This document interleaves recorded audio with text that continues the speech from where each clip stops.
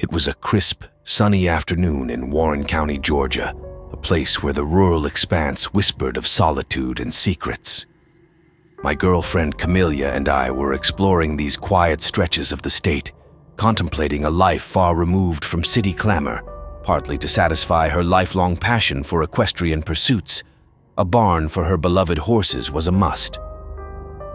On our itinerary that day was a series of property visits, but it was a small, quaint church nestled beside the road that caught Camelia's attention just as we were about to head back. Despite it being a weekday, the parking lot was oddly bustling with vehicles that had clearly seen better days. "It's a humble area, that's for sure," Camelia noted, observing the older models as we parked our car beside an aged red minivan. I held the door open for her as we entered the church, the interior of which was as modest as its exterior, 5 rows of pews bisected by a narrow center aisle, accommodating about 20 seemingly middle-aged attendees. Unlike the typical diversity of age groups one would expect at a service, these congregants appeared uniformly in their 30s and 40s and dressed rather casually, contrary to the usual decorum for a mass. Their heads turned almost in unison as we took our seats at the back. A ripple of disquiet passed through the room as each person's gaze lingered a little too long, their stares piercing through us with unsettling intent. No smiles returned ours. Instead, their expressions bordered on the hostile. My skin crawled as I realized another oddity. Camelia was the only woman present. The atmosphere thickened when a man, his face obscured by a mask, stood before what seemed to be an altar. His pointed finger was directed at us as he demanded, "Who invited you here?" Attempting to diffuse the palpable tension, I explained our innocent curiosity about the ongoing service. His response was curt, a cold dismissal. "You need to leave now." By then, every pair of eyes in the church bore down on us, urging us out. We didn't need to tell twice. Grabbing Camelia's hand, I hurried us out of the church and back to our car. As we sped from the parking lot, a chill ran down my spine seeing the same old minivan ignite its engine and roll out after us. With Camelia frantically inputting directions to the nearest sheriff's office into the GPS, the gray van loomed larger in our rearview mirror.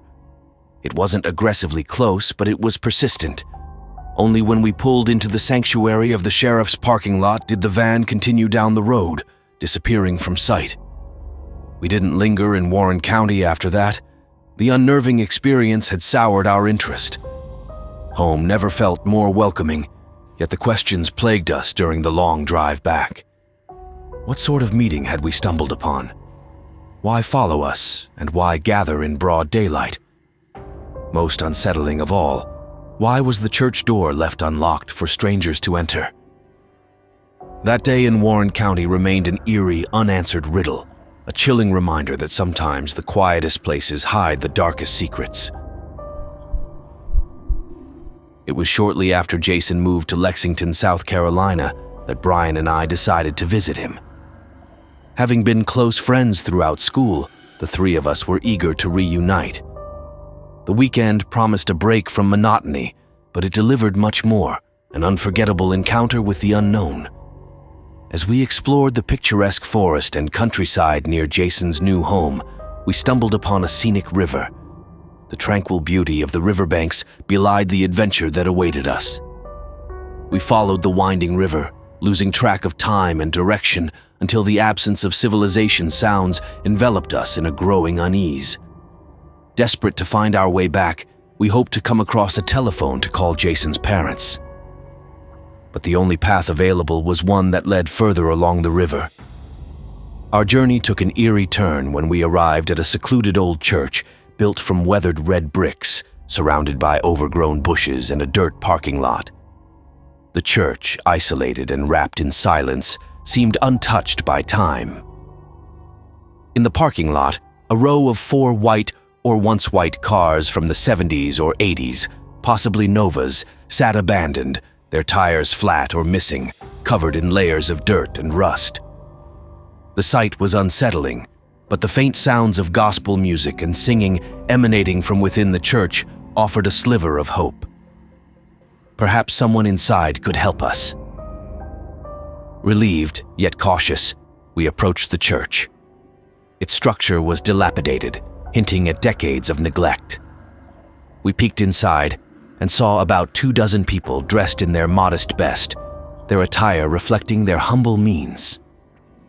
As we entered, the elderly woman playing the piano stopped mid-note and turned to stare at us with an unreadable expression. The moment that followed was chilling. All singing halted, and every congregant slowly turned to face us, their stares vacant and unwelcoming. The air grew thick with silence, punctuated only by the creak of the wooden pews under the weight of the staring congregation. Jason, ever the diplomat, apologized for the interruption and explained our predicament, hoping to use their phone. No one responded. The oppressive silence continued, unnerving us to the core. Feeling an unspoken threat, we backed out of the church slowly, the door closing with a haunting thud. Outside, the atmosphere was thick with an ominous dread. We hurried away, our steps quickening as we discussed the unsettling lack of religious symbols within what was supposed to be a church. Glancing back, we saw 12 of the congregants, all men, standing in front of the church, watching us intently as we hastened down the road. Their silent vigilance spurred us into a sprint. Our escape led us to a decrepit gas station that seemed frozen in time, with dusty shelves and an old attendant wearing a grimy baseball cap. His directions to the highway were simple, yet his demeanor was unsettling, marked by a sinister grin as we departed. Following his directions, we found the highway just as darkness enveloped the sky. Attempts to hitch a ride proved futile until a police officer stopped to assist us. He confirmed that we had indeed strayed far from Jason's home and warned us of the peculiar dangers lurking in those woods, hinting at tales of witch folks best avoided. The drive back was quiet, the officer's stories echoing in our minds, intertwining with our own eerie experience. We returned to Jason's house, shaken but safe, the memory of that forgotten church and its hollow congregation forever etched in our minds, a chilling reminder of the mysteries hidden in the shadows of the backwoods. As the new caretaker, replacing the enigmatic Mr. Howells, who had vanished without a trace, I found myself enveloped in the eerie atmosphere of the place. The local stories about Mr. Howells were contradictory and confusing, painting him as a saint and a madman all at once. His disappearance remained a cold case, with only the whispering walls of the church as mute witnesses to his fate. My first night was anything but peaceful. A strange occurrence awoke me, the distant mournful tolling of the church bell, an oddity considering the bell mechanism was out for repairs.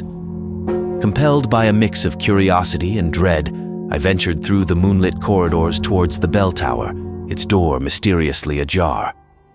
Climbing the tower's narrow, creaking stairs, the smell of old metal and decay filled the air, intensifying the unease that clutched at my chest. At the summit, the massive bell hung silent and imposing in the darkness, yet I had heard it ring. Below it, the floor showed signs of recent disturbance. My heart pounding, I pried up the floorboards to reveal a hidden chamber, a secret room filled with dusty books, cryptic diagrams, and the personal belongings of Mr. Howells. His journal lay among the clutter, its entries more frantic by the page. It spoke of discovery beneath the church, an ancient, terrible entity that whispered of eternal life. Mr. Howells' last words were of surrender, a willing descent into the abyss beneath the church to join whatever whispered from the darkness. Just then the bell tolled again, a resonant sound not rung by human hands, but something else, something from below.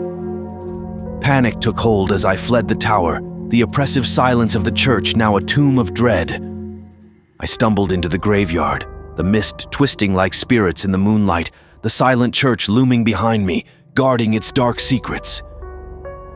I left St. Aldrich's before dawn, haunted by the bell's otherworldly echo and the horrors lurking beneath. And now, as I lay awake on sleepless nights, the ghostly toll of that bell reaches through the darkness, a spectral reminder of my chilling encounter at St. Aldrich's.